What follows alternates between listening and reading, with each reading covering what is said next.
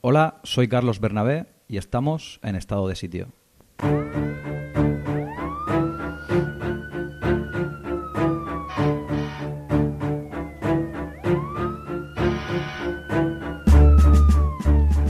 Aquí donde me ve, he construido media región. Me acusan de haberlo hecho ilegalmente, en terrenos quemados, en zonas no urbanizables, en tierras municipales. No lo negaré, pero también he dado trabajo a mucha gente. He adquirido toneladas de maquinaria y material. Los que compraban mis casas pedían hipotecas y los bancos hacían negocio. Es lo que llaman desarrollo económico. En todos estos años el Estado jamás vino a decirme todo esto es ilegal y te lo voy a quitar, ¿verdad? ¿Y por qué no dijeron nada? Porque el propio Estado lo consideraba desarrollo y miraba para otro lado. Ahora usted podría decirme que ese desarrollo es una farsa, de acuerdo. Pero cuando el propio Estado es una farsa, ¿qué otra cosa va a ser el desarrollo?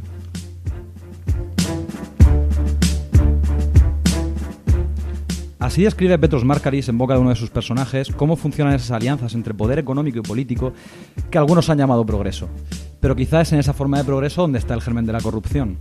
Las empresas implicadas en la Gürtel, por ejemplo, recibieron más de 4.000 millones en contratos públicos. ¿Una coincidencia? El juez de la Rúa, íntimo de Camps, archivó una causa que apuntaba al expresidente y lo blindó. Este juez fue denunciado por prevaricación, pero otro magistrado del Consejo General del Poder Judicial, Fernando de Rosa, exconseller del PP, cubrió las espaldas a su colega, impidiendo que fuese procesado. ¿Otra coincidencia? Tampoco faltan sombras en Galicia, la Casa Real o Andalucía. Después de todo, igual no estamos ante un fallo del sistema, sino ante una parte de su lógica. ¿Es una coincidencia que muchos de los que han saqueado el sector público pretendan que nos salvemos entregándonos al privado? Tampoco parece casual que quienes pervierten la democracia reciben sobres en B y quienes la defienden sobres con multas. En fin, que se ha hablado mucho de manzanas podridas en un cesto sano, pero van demasiadas. ¿Y si la que está podrida no es la manzana, sino la tierra en la que cultivamos el manzano? Nosotros no creemos en las coincidencias, las analizamos. Hoy nos metemos a fondo en los vertederos de la política. Estamos en Estado de Sitio. Bueno, pues tercera ocasión en la que decretamos estado de sitio, esta vez en parte técnica, velando para que nadie salga herido Manu Mazón, Álvaro Belmonte y Álvaro Samper. Y os presentamos a nuestros invitados. Bueno, Manuel Gallud, concejal de Gobierno en el Ayuntamiento de Orihuela de los Verdes. Gracias por estar aquí. De nada, buenas tardes. Miguel Ángel Robles, exconcejal en el Ayuntamiento de Orihuela en el Partido Popular y en el Centro Liberal. Gracias. Muchas gracias a vosotros por invitarme. Y por último, Carlos Escolano, que no se comprenden las protestas contra la corrupción sin Carlos Escolano, activista social y miembro del Ateneo Vientos del Pueblo. Bueno, os pedimos vuestra primera reflexión, una introducción sobre el concepto de corrupción. Una primera introducción. Manolo. Sobre el concepto de la corrupción. Sobre lo que significa para vosotros. A mí la palabra corrupción no es que signifique eso, lo que pasa es que para la palabra corrupción para mí es algo, por desgracia, muy connatural con el ejercicio de la política hasta ahora en este ayuntamiento, hasta el 2011. Con nuestras sombras y nuestras luces intentamos que eso deje de ocurrir, pero por desgracia la palabra corrupción es el trapicheo, el dinero oscuro, el beneficio de unos pocos en contra del beneficio de la mayoría, y es algo que, por desgracia, se ha estilado mucho en este municipio. Miguel Ángel. Bien, en principio podría suscribir cada una de las palabras que ha dicho Gallud. De hecho, yo salí del Partido Popular por denunciar, entre otras cosas, un gobierno que no era eficaz, basado en una mayoría absoluta, y yo me acuerdo que escribí un artículo que me titularon Falta de Rojo, porque ya le había puesto otro título. Nos decía que no estábamos respondiendo a las expectativas de tanta confianza depositada. Es decir, teníamos una cantidad de votos tan grande los del Partido Popular que de alguna forma nos habíamos dormido en los laureles. En aquel momento yo desconocía que la corrupción era tan sistémica dentro del funcionamiento de Orihuela. Años después, cuando tuve que salir del gobierno, me di cuenta que de alguna forma las personas que intentábamos trabajar para la gente que nos había votado y para la que no nos había votado, porque cuando estás en el gobierno tienes que gobernar para todo el pueblo, pues resultábamos incómodos para determinados negocios. Y digo negocios porque eran exactamente eso, negocios turbios, negocios que olían mal, negocios podridos que enriquecían a unos y perjudicaban a los demás. Y hoy, pues haciéndome un poco eco de la introducción que habéis hecho, podemos decir que aunque yo creo en este sistema, creo que este sistema ahora mismo está bastante putrefacto. Gracias. Carlos. Sí, un poco haciendo un poco síntesis de tu introducción y las dos intervenciones anteriores. puede sonar un poco a butad, pero todos estos casos de corrupción a los que estamos mal acostumbrados y asqueados de que cada día, pues hoy hemos tenido el último caso, ¿no? La imputación de Pepe Ferrando.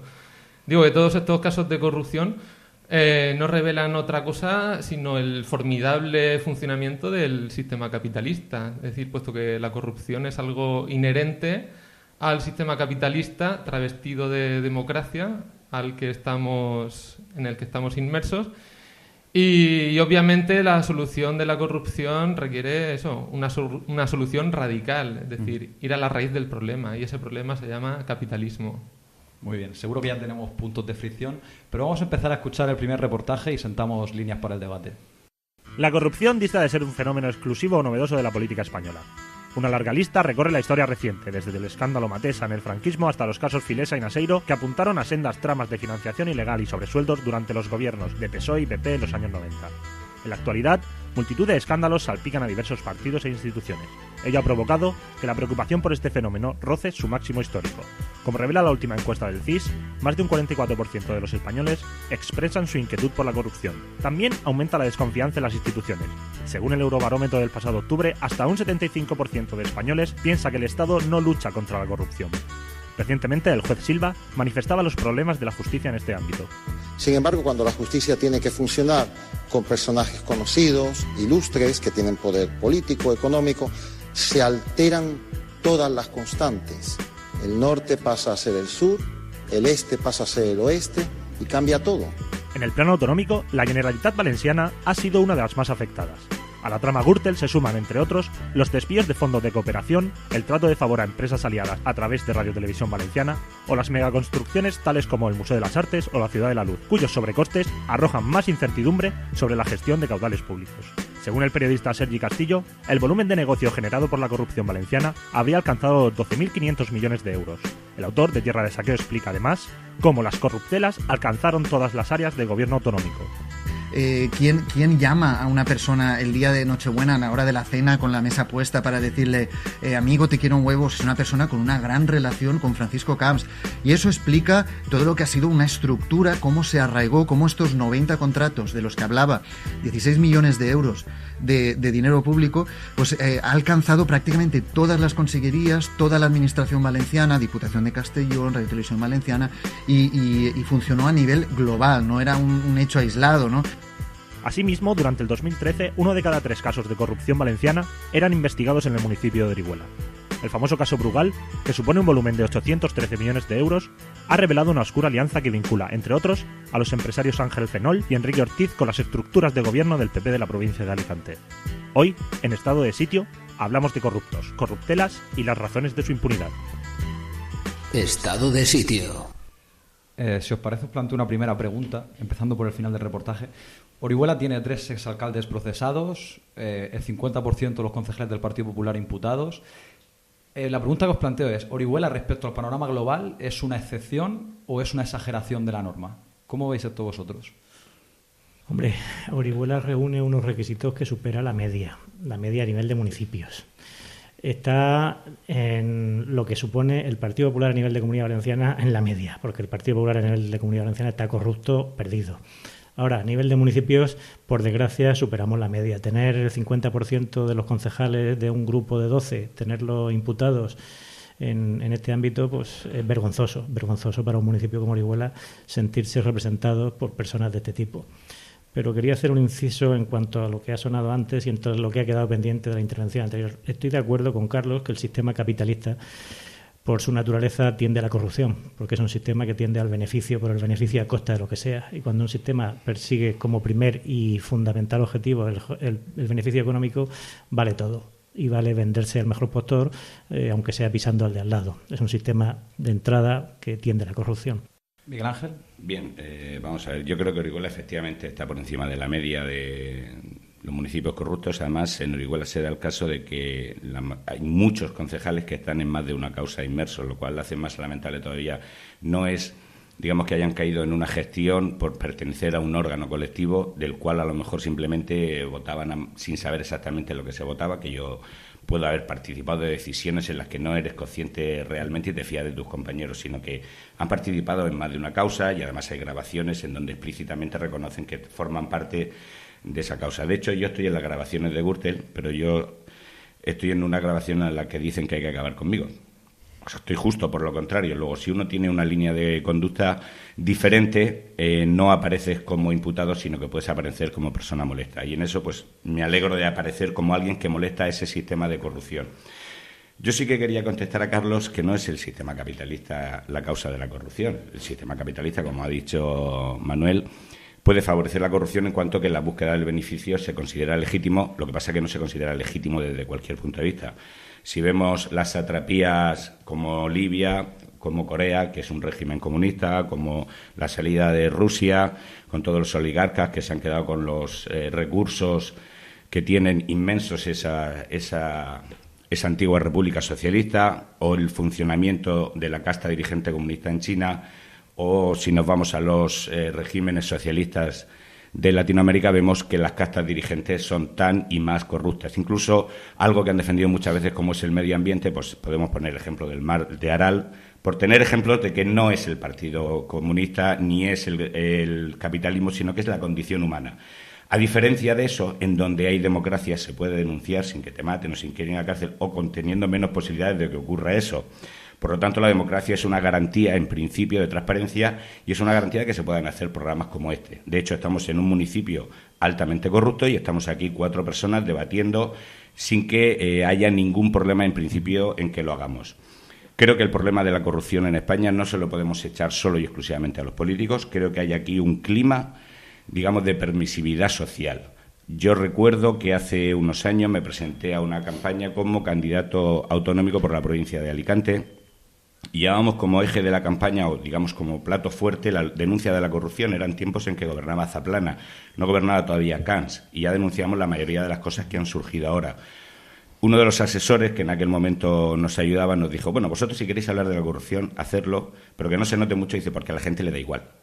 Y efectivamente, no era algo a lo que la gente le molestara mucho. ¿Por qué? Porque en aquel momento la bonanza económica hacía que de alguna manera todo el mundo se sintiese partícipe del pastel. Es decir, aunque le siente mal a los que nos vayan a oír en este programa, es decir que somos culpables todos. No hemos denunciado cuando teníamos que denunciarlo, no hemos reprochado en forma de votos o en forma de rechazo social a esas personas que se han comportado mal, sabiéndolo, y de alguna manera hemos querido participar en el reparto. Solo cuando ahora lo que repartimos es miseria y vemos como una casta dirigente se está repartiendo la gran parte del pastel más que nunca, porque las diferencias sociales, la desigualdad social es más grande que nunca, es cuando, quizá apelando a un mal sentimiento de envidia y de agravio, empezamos a sentirnos moralmente responsables por un país que empieza a dar sensación, digamos, de no saber cuál es su destino. Es decir, los políticos que hay en España son corruptos porque nosotros, elección tras elección, sabiendo lo que han hecho, hemos depositado el voto sin que nos temblara el pulso. Sí, yo le pedía permiso a Carlos porque me había venido el apunte. Adelante. Y simplemente decir que efectivamente yo sigo pensando que el sistema capitalista, como decíamos, favorece la corrupción porque busca el beneficio económico, pero también otro elemento fundamental que favorece la corrupción de este sistema son los políticos profesionales. Cuando un político ejerce de profesión político, léase Mónica Lorente, etcétera, etcétera, para mantenerse en la política hará lo que sea, para mantener su puesto de trabajo, para mantener su estatus de beneficio hará lo que sea, y lo más fácil es venderse a la corrupción. Y termino diciendo un poco, completando lo que decía Miguel Ángel, una frase de Julio Anguita que a mí me encanta, y es que tan chorizo es el que roba como el que sabiendo que lo hace lo vuelve a votar. Y eso, por desgracia, en este país y en este pueblo sigue pasando. ¿Carlos? Sí, bueno, se han abierto muchos hilos interesantes y... Yo os pido que no lo llevéis a un debate de geopolítica global. Exactamente. Y concibamos la corrupción aquí, en nuestro contexto nacional, estatal... Pero... El debate es apasionante, pero bueno, simplemente eso, vamos a ubicar y un poco a sondear un poco cómo se produce esa corrupción, ¿eh? Y yo creo que tenemos un error de percepción, es decir... siempre estamos con el tema de que hay unos políticos codiciosos, de que hay unos políticos corruptos, de que hay unos políticos sinvergüenzas, Es decir, y los árboles no nos dejan ver el bosque. Es decir, para que haya corrupción tiene que haber un corruptor. Y ese corruptor generalmente es un empresario que quiere sacar beneficio, como lógicamente cualquier empresario que esté en un sistema capitalista, puesto que en el sistema capitalista todo se rige en base al beneficio, a la base de la mercancía. Todo se convierte en mercancía, pues eso, desde la sanidad pública a pues cuestiones como dependencia, etcétera. Entonces, el político corrupto, sinvergüenza, ladrón, chorizo, que nos cansamos de repetir miles de veces, no es más que la correa de transmisión de los intereses particulares del capitalista. Y bueno, hay una frase que hace poco leí en un texto de Antonia Moreno, mira por dónde la voy a citar ahora, que decía que para seguir el rastro de la corrupción hay que seguir el rastro del dinero. Y ese dinero sale de los bolsillos de los grandes monopolios y de los grandes capitalistas. Este argumento, por ceñirnos en Orihuela, podría refutarse con el caso Brugal y con el caso del vertedero, etcétera, de Fenol. Llamar capitalista a Fenol cuando estaba empujando un carro de chatarra me parece excesivamente atrevido. Este señor se convierte en un capitalismo porque el corruptor no es el capitalista, sino el poder político que le dice: tú que eres un muerto de hambre, pero no tienes ningún escrúpulo, te voy a usar... Hazme trabajo sucio. Exactamente, hazme el trabajo sucio. Y a base de trabajo sucio se ha convertido en un capitalista capaz de financiar partidos políticos, capaz de alterar resultados electorales, capaz de generar una red de corrupción tremenda, en donde, no es por presumir, pero el primero que lo denunció de todos los que estamos aquí fui yo. Y me costó, por así decirlo, la carrera política.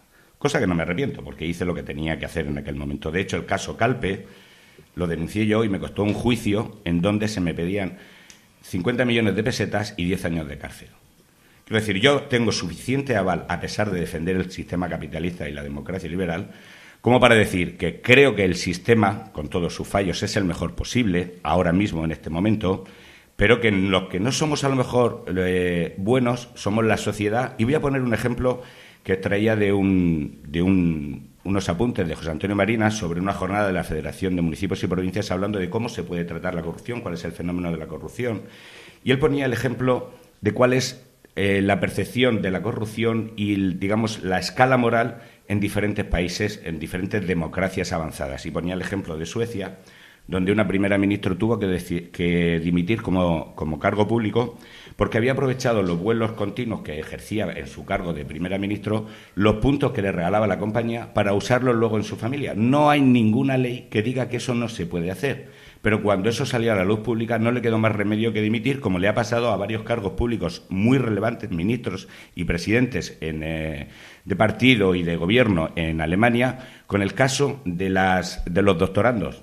Cuando llegan a un cargo público, de repente alguien dice: oiga, usted copió su tesis o parte de su tesis hace 20 años. Esto en España sería risible y, sin embargo, les cuesta el cargo. Aquí, cuando le decimos a alguien: oiga, es que a usted le han pillado con unas grabaciones, es que hay evidencias registradas por la policía científica donde dicen que usted se está quedando con la pasta pública, y esa persona apela a la presunción de inocencia, pero es que voy a más. Es que el alcalde de Lorca o el alcalde de otras localidades aquí renovaron sus mayorías absolutas estando implicados con cargos fortísimos que en cualquier otro sitio simplemente le hubieran abierto la puerta y se hubiera acabado el problema. Y les hemos vuelto a votar. Y te condenan y ven el indulto porque eres buena persona. Como el alcalde de Torrevieja, efectivamente. Yo os quiero plantear, por no crear un debate de oposición de cosmovisiones, capitalismo, comunismo, por llevar las cosas a lo concreto, independientemente de que habéis hecho análisis diferentes, por ejemplo, Carlos y Miguel Ángel, en el papel del poder económico y del empresario, sí que parece que ese poder está, cuando hay corrupción, en un lugar o en otro, en la cadena causa-efecto. Entonces, la pregunta que os planteo es: ¿creéis que, digamos, la generalización de la corrupción puede tener que ver con que hay demasiada libertad en el poder económico, incluso con que a veces parece, pues lo estamos viendo en los últimos años, que el poder económico puede subordinar al político? Es decir, ¿creéis que parte de la receta puede estar en un mayor control de los poderes económicos? Yo siempre he defendido una posible receta. No debe ser la única ni la mejor, pero es una posible receta para trabajar contra la corrupción. Y hablo en el ámbito en el que me muevo, la política municipal, pero en cualquier ámbito de la política. Pasa por dos factores. Uno, la limitación en el tiempo.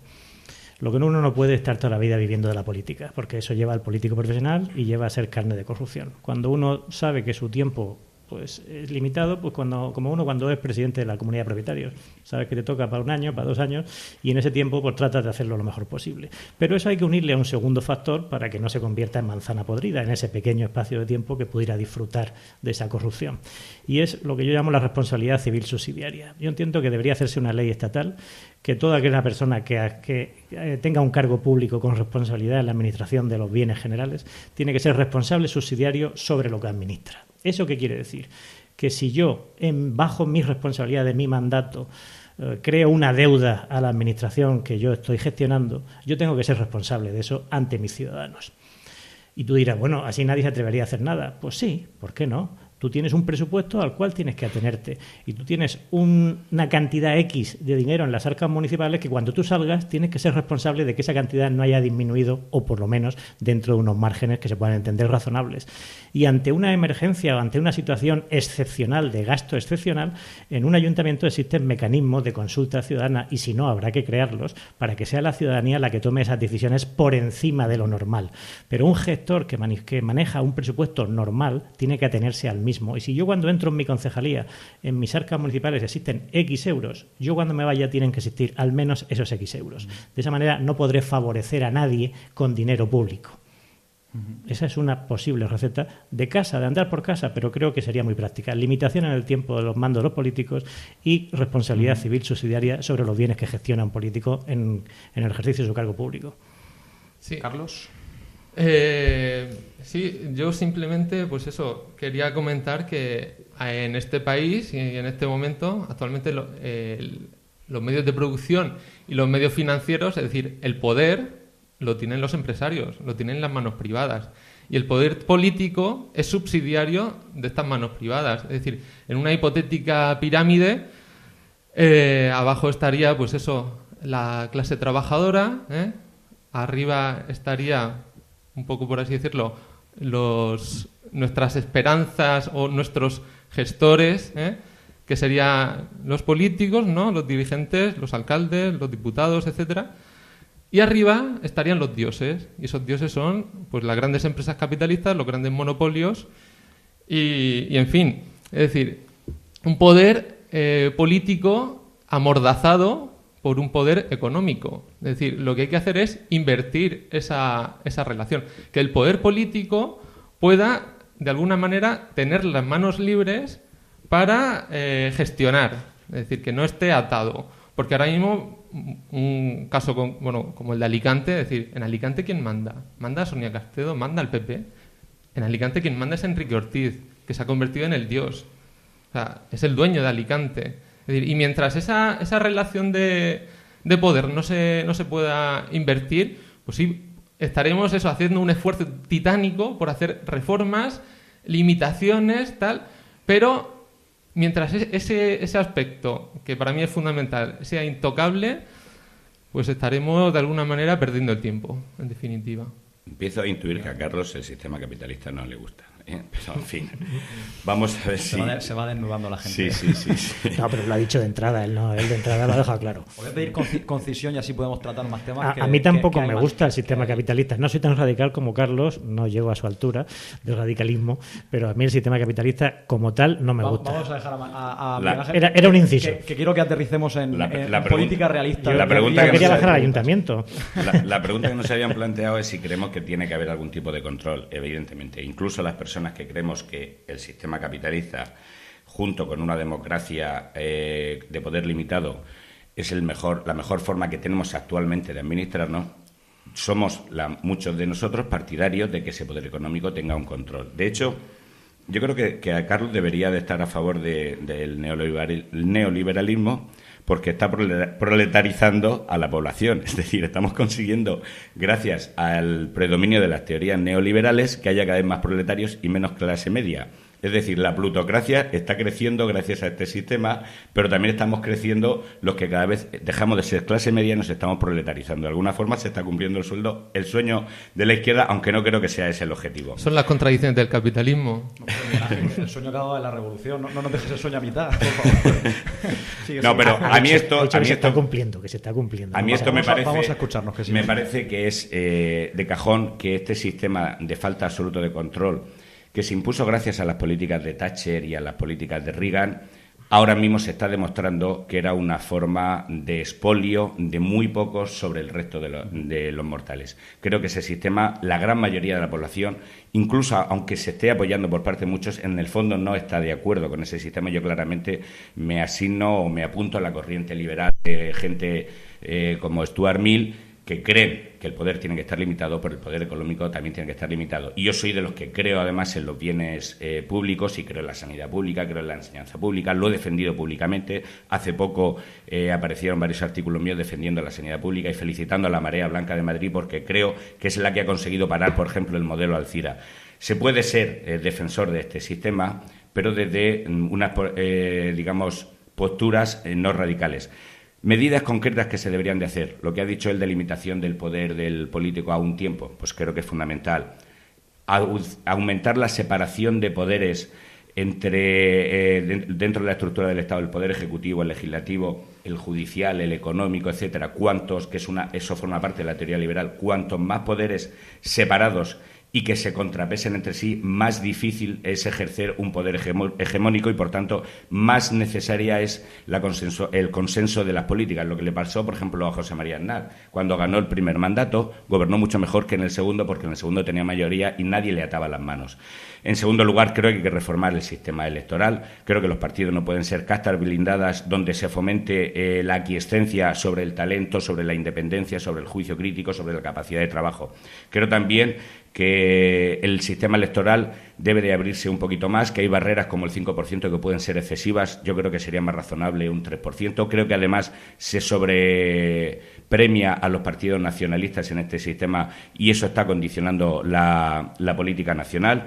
Creo además que habría que trabajar más dentro de la ética pública y creo, como decía al principio, que el poder económico de alguna forma tiene que estar limitado y tenemos que empezar a convencernos de que existen una serie de bienes públicos que son sagrados. Vamos a escuchar unas declaraciones de uno de nuestros queridos expresidentes del Gobierno.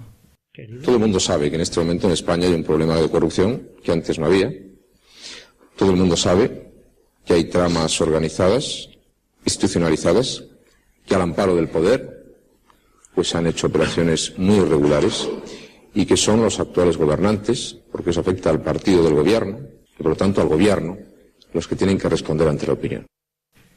Bueno, pues hemos escuchado a Aznar, no vamos a hacer como Jordi Évole y no vamos a mentir. Estas declaraciones son de los años 90 y está hablando posiblemente del caso Filesa del PSOE. Lo que parece es que el hombre tendría razón si esas declaraciones las hiciera hoy también. Yo esto lo quiero llevar al terreno de lo estructural. Esto lo plantea Sergi Castillo en el libro de Tierra de Saqueo, cómo la corrupción puede llegar a convertirse en la lógica en un partido. No tanto en una excepción de uno que roba, sino en una forma de gestión dentro. Lo digo por cosas como lo que ha dicho Miguel Ángel, de los agentes molestos dentro de los partidos. ¿Os da la sensación de que en según qué entornos político-ideológicos, en según qué partidos, para tener una carrera política de larga trayectoria hay que ser capaz, digamos, de, si no corromperte, al menos ser capaz de mirar para otro lado, de tener cierta connivencia con lo que haga el de al lado? Mira, yo vuelvo a insistir en lo que decía antes. Aquí estamos hablando de que los políticos corruptos, que efectivamente los hay y desgraciadamente muchos, pero esto está enmarcado dentro de la escala de valores de una sociedad. Si existen tanto políticos corruptos, porque una sociedad consciente e incluso me atrevo a decir, fíjate qué disparate puedo parecer, la sociedad es capaz de valorar la corrupción como elemento positivo. Es decir, que cuando en muchos ámbitos sociales, cuando pillan a algún político en un asunto de corrupción, el planteamiento no es decir qué sinvergüenza, sino decir qué tonto que lo han pillado. Si yo hubiera estado en su lugar, me hubieran pillado y hubiera hecho más. Eso todavía en nuestra sociedad existe. Y eso es lamentable. Nos queda por hacer mucha pedagogía desde todos los ámbitos, desde los ámbitos de la lucha en la calle, desde los ámbitos de la política profesional, desde los ámbitos de todos los ámbitos. Tenemos que cambiar la forma de pensar de la gente. Porque, como decía Julián Guita, y repito lo de antes, mientras la gente vote a los corruptos claramente definidos como tales, pues algo está fallando en el sistema. Por tanto, no sé si me habré salido del libro lo que tú preguntabas, pero creo que pero el problema no está solo en los políticos, está también en la sociedad que lo sustenta. Pero no me hagáis como en la cadena SER. Vamos a ver si respondemos al papel de yo he sufrido el problema de la corrupción y del político molesto con la corrupción, y de hecho os puedo decir que cuando yo empecé a tener problemas no era precisamente porque estuviera denunciando la corrupción. El problema es que yo planteaba una forma de hacer política diferente y a determinadas personas empezó a molestarle porque cuando planteaba, por ejemplo, la construcción de una ciudad deportiva, lo que me interesaba era ahorrarle costes al ayuntamiento, conseguir el mayor número de subvenciones de las administraciones afines y la posibilidad de ejecutar una obra que, por ejemplo, algo que apuntaba él y que puede ayudar a eliminar la corrupción, consultar a la población qué es lo que faltaba, cómo se podía mejorar y cuáles eran las posibilidades que teníamos para que todo el mundo pudiera opinar. Resulta que algunos de esos terrenos en los que yo quería construir la ciudad deportiva me enteré que formaban parte de algunos acuerdos que no se podían hacer públicos. El no dar para atrás en tus intereses de cara a gobernar mejor significó que me echaron atrás a mí. Cuando ya empiezo a descubrir que el problema no era solo que pudiera haber gente que tuviera celos políticos, porque a lo mejor mi carrera en ese momento podía ser una carrera ascendente, sino que era una cuestión de bolsillo, es cuando llegamos a Valencia, a una comisión, para ver si nos echaban, no sé si vosotros sois muy jóvenes, os acordáis que surgió Centro Liberal. Bien, pues ahí el presidente Oliva formaba parte de ese comité donde se iba a valorar si las denuncias que hacíamos los concejales de Orihuela en aquel momento, gobernando Medina, teníamos razón o no. Hay una frase que me dijo él a mí cuando le enseñamos un montón de documentación de cosas que se estaban haciendo mal en Orihuela. Dice, en Orihuela hay muchos votos y es lo único importante. Perdona, y antes de que Carlos le deje la palabra, un inciso, y es un segundo por centrarme un poco en tu pregunta. Decías tú, los políticos, quizá el sistema electoral también favorece la corrupción dentro de los partidos políticos, porque el trabajar con listas cerradas favorece que es el partido el que manda quién está y quién no está en la política. Y si los partidos, de entrada, hay un nivel de corrupción, por lo menos en los grandes partidos, relativamente importante, vamos a dejarlo así, favorece aquella famosa frase que decía Alfonso R, que pasó a la historia, de que el que se mueve no sale en la foto. Claro. El que no pone la mano o el que no consiente que pongamos la mano no sale en la foto. Eso es corrupción en la política. Por eso hablaba yo de reformarlo, el sistema de partidos. Porque listas abiertas. Damos paso a Carlos. Simplemente por cerrar el apunte.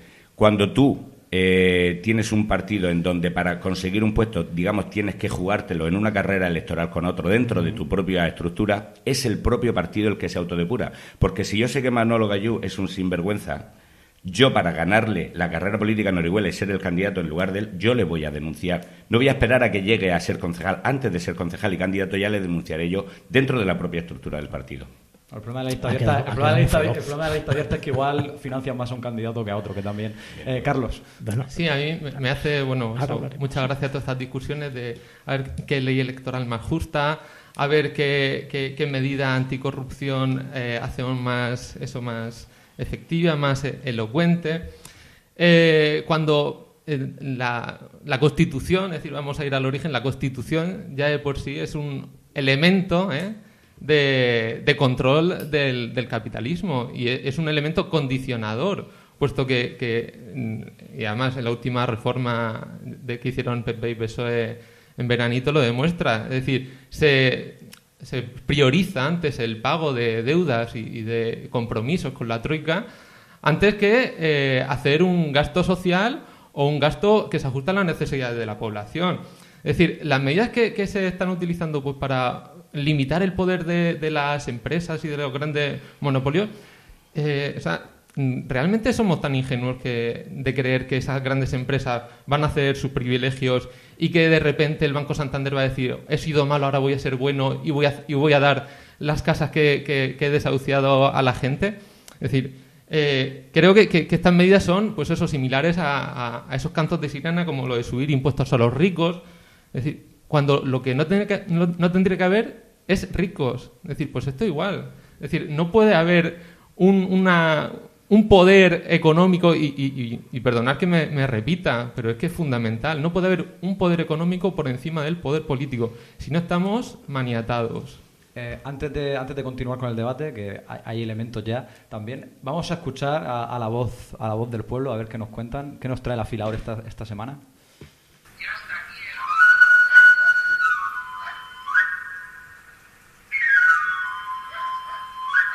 En vez de preocuparse del pueblo, la necesidad del pueblo, se preocupan más de lo suyo, a ver de qué manera se van a arreglar su bolsillo y su historia. Dinero, maletines, etcétera, viene por el sistema capitalista que hace que unas personas hace que el dinero juegue el papel primordial. El sistema es corrupción y por tanto hay poco más que añadir ahí. Lo que hay que hacer es cambiar el sistema. Le caen los palacetes por ahí, los millones de euros y no saben de la nómina, le han doblado la nómina.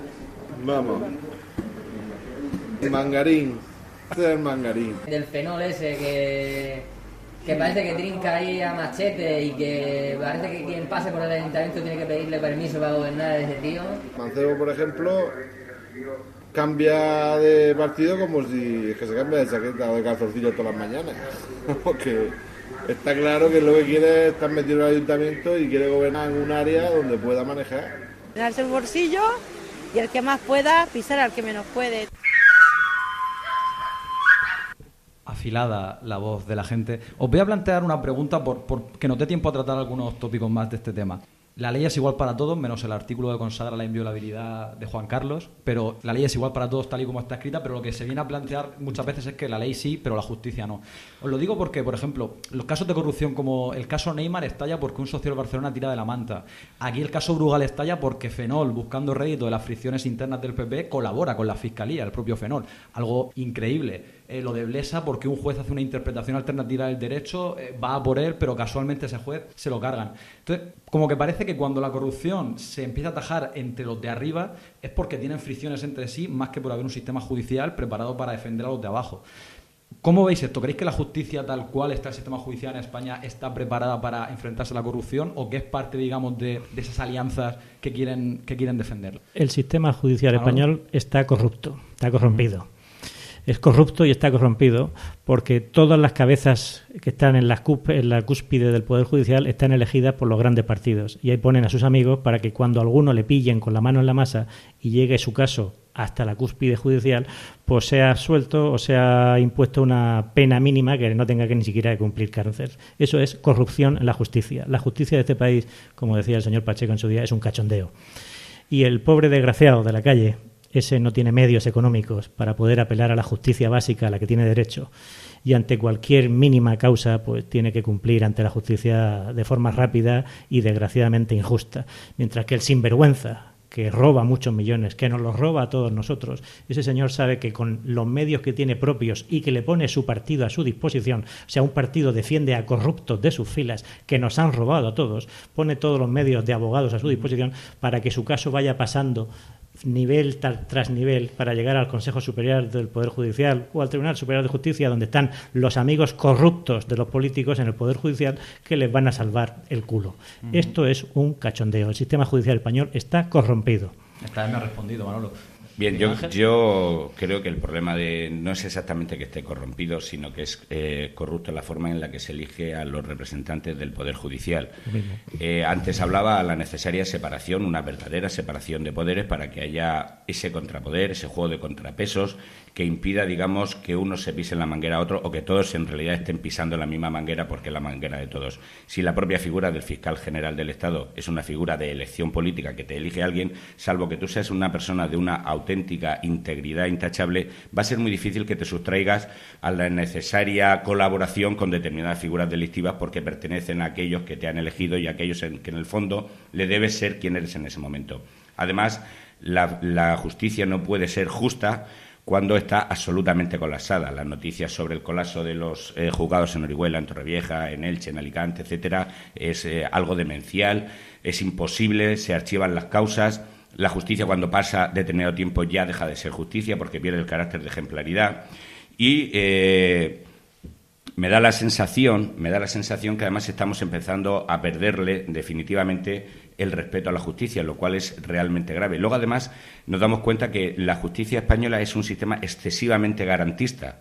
Y cuando digo excesivamente garantista me refiero a que aquellos que tienen capacidad pueden ir torpedeando la instrucción, la celebración de juicios, etcétera, casi sine die. Eso de alguna manera también desanima al instructor, desanima al Poder Judicial a la hora de emprender una actuación, especialmente con poderes fácticos como puede ser el poder político. Todas esas cosas se tienen que tener en cuenta.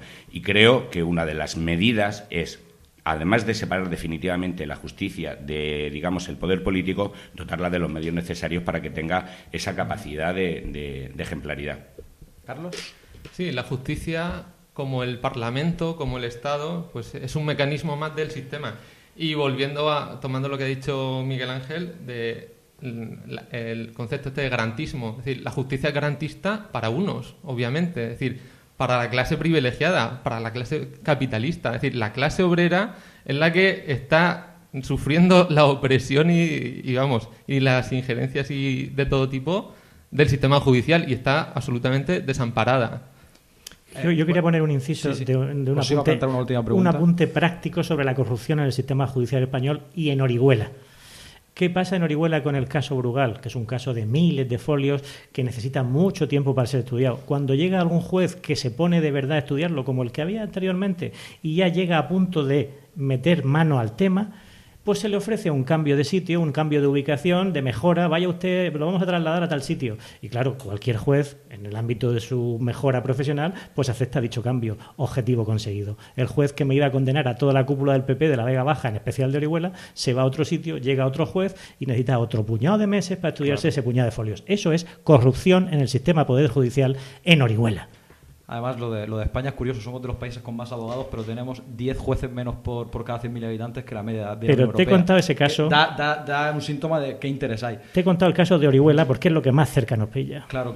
Os quiero plantear una última pregunta y ya que también funciona un poco a modo de recopilación. Se ha dicho siempre que es más fácil corromper a una sola persona que a una asamblea entera. Y claro, a raíz de lo que se puede ya denominar la crisis de régimen que vivimos, la profunda confrontación social que hay con las políticas que hay y demás, uno de los elementos que se ha puesto encima de la mesa es que una de las consecuencias envenenadas de la transición ha sido una especie de democracia de baja intensidad, una democracia un poco demediada. Entonces, ¿creéis que el hecho de que España es un país con especial problema de corrupción tiene algo que ver con que somos un país con pocas instancias participativas, pocos elementos de involucración para involucrar al pueblo en la hora de legislar, en la hora de decidir? ¿Creéis que esto puede tener algo que ver, la intensidad de la democracia española, con el auge de la corrupción? Vamos a ver, el sistema democrático, si funciona bien, es algo muy aburrido. Es algo que a la gente le cuesta entender, que un sistema democrático normalmente tiende si funciona bien, tiende al aburrimiento, porque la normalidad tiende al adocenamiento, a dejar de prestar atención a algo. ¿Cuándo le prestas tu atención a tu pareja? Cuando ves que se pone los tacones más altos de lo normal, que se echa más laca y que sale contoneando las caderas. Hasta ese momento, a lo mejor, si la veías en el sofá viendo la televisión y comiendo palomitas, te parecía que tu mujer no era objeto de atracción a los demás. Con la democracia pasa lo mismo. Mientras funciona bien, pues empezamos a no darle importancia, a no participar, a no creérnosla. Y eso es precisamente el mal que conlleva la democracia. La participación social en Orihuela o en la democracia en España no está limitada por el poder político, ni siquiera por la Constitución, que además nos garantiza como Estado social, algo que debería de alegrar a Carlos y que parece que no lo tiene en cuenta. Dentro de su proclamación de cómo se concibe el Estado, se concibe como un Estado social y de derechos, es decir, un Estado en el que determinados derechos de la clase proletaria y de todos los demás tienen que estar garantizados. Luego, digamos, menospreciar ese tipo de logros que hemos conseguido después de 40 años de democracia, después de 10 o 12 constituciones fracasadas o nonatas, me parece que es tomarnos muy poco en serio lo que hemos conseguido. Está muy bien decir que la democracia en España es una democracia demediada, es una democracia poco participativa, pero si vamos a democracias mucho más antiguas como la democracia norteamericana, veremos que en esas democracias la participación en la mayoría de los casos es inferior que en el nuestro. Veremos que el poder de los lobbies es mucho más fuerte, pero también veremos que es una sociedad con una enorme capacidad de crítica. A ver si el problema lo tenemos nosotros. Y termino con un apunte que resulta desagradable para los de la fila OR. La clase política es corrupta y en eso estamos de acuerdo todos los de esta mesa.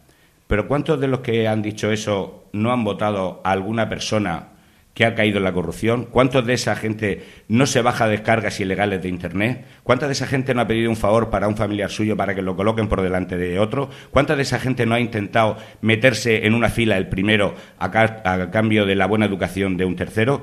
Es decir, vamos a empezar a mirarnos que lo que ocurre es porque nosotros somos así. Esto es el espejo de cómo somos nosotros. Vale. Sí, una pregunta. ¿Este Estado es garantista y social? ¿A mí me garantizan la vivienda? ¿A mí me garantizan la sanidad? ¿A mí me garantizan la educación? Porque es que yo parece que vivo en otro mundo. La sanidad y la educación, absolutamente. En el mundo de Yupi y misógino de Miguel Ángel Robles, a raíz de su comentario, por cierto. ¿Misógino yo? Sí, sí. Os pido que vayamos recopilando. Además, nos falta poco tiempo, entonces no habráis nuevas presas de debate, por favor. Carlos, ¿sigues? Bueno, yo tengo una cosa. Sí, no, yo... Bueno, Que lo de Carlos, misógeno para me sorprende. ¿A quién odio yo? ¿Quién me cae a mí mal?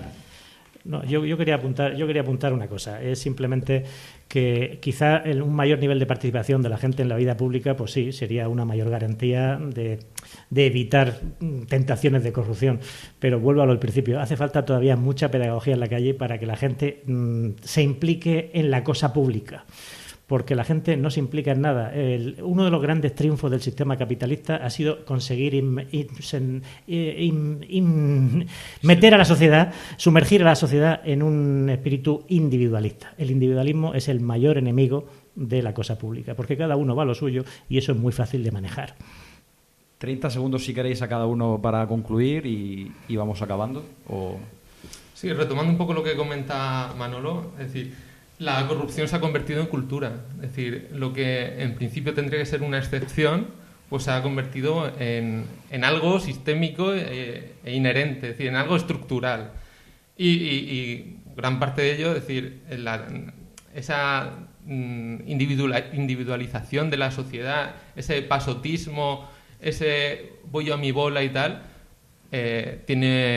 no es algo que sea por el subjetivismo de las personas, sino es algo que nos imbuyen los medios de comunicación del sistema, el modo de vivir, es decir, es toda una forma de vida la que nos lleva a esa desmovilización política. Mira, por ser muy breve, Mira, tenemos... Última palabra, sí, 30 segundos. 10 segundos.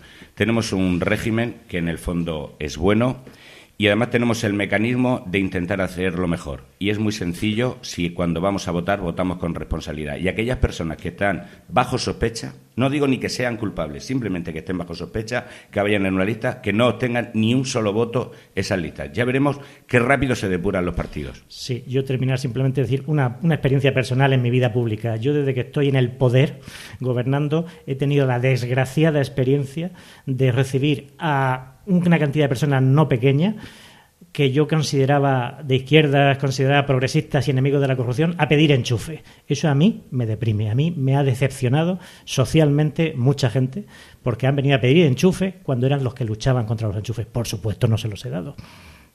Bueno, pues nos comunican que se va a levantar el estado de sitio.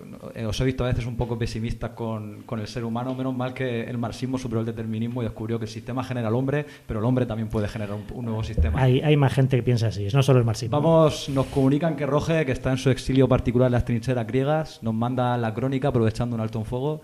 Adelante, Roge.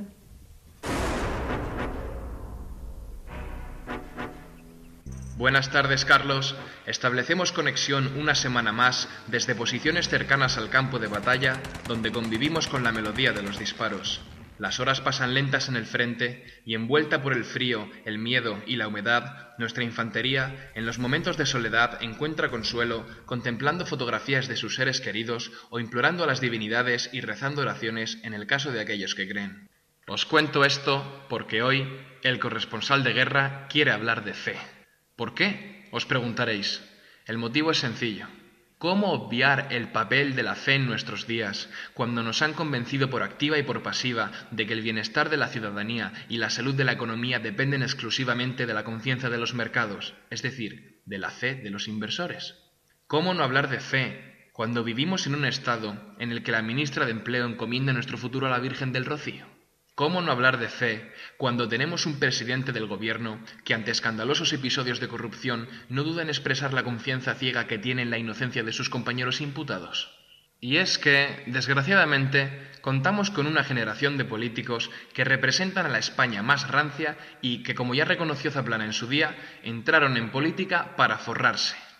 Son precisamente esos mismos los que han convertido la corrupción y el amiguismo en instrumentos de gobierno, quienes defienden a capa y espada el libre mercado y las privatizaciones. Paradójicamente, esta casta de imputados, amigos de grandes empresarios y constructores, ha basado su enriquecimiento ilícito en la perversión del sistema público del que después tanto despotrican. Sea todo dicho. Parte de la culpa de la vergonzosa situación actual de corrupción manifiesta recae en el silencio cómplice de un sector de la ciudadanía que no castiga estas prácticas y contribuye a su normalización. Pero, ¿dónde se encuentra entonces el origen de este problema? El problema de la corrupción está escrito en el ADN del sistema mercantilista en el que vivimos, basado en el enriquecimiento de unos pocos a costa de una mayoría desfavorecida.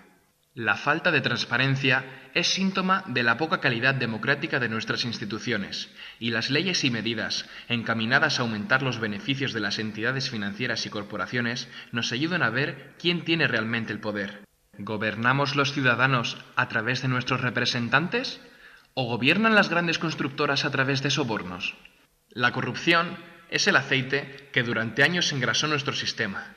Y en momentos de crisis, cuando las condiciones de la mayoría empeoran día tras día, son cada vez más quienes se niegan a tolerarla. Pues, mientras unos pierden la educación, la sanidad y el trabajo, otros, los amigos de los sobres, pueden permitirse seguir llevando vidas regaladas, acrecentando así las desigualdades en nuestra sociedad. Por eso aquí, en las trincheras, entre el barro y la metralla, decimos siempre que los corruptos nunca serán nuestros compañeros y que de haber indicios de corrupción en nuestras filas no pondremos la mano en el fuego por nadie ni mandaremos cariñosos mensajes de WhatsApp, sino que exigiremos la verdad. Los actos de fe, que por supuesto respetamos profundamente, quedan relegados al terreno íntimo y personal de cada combatiente. En lo que a la comunidad respecta, exigimos razón, exigimos veracidad, exigimos pruebas, exigimos transparencia, exigimos honestidad y no toleramos corruptos. Ladrones, pronto estaréis en estado de sitio.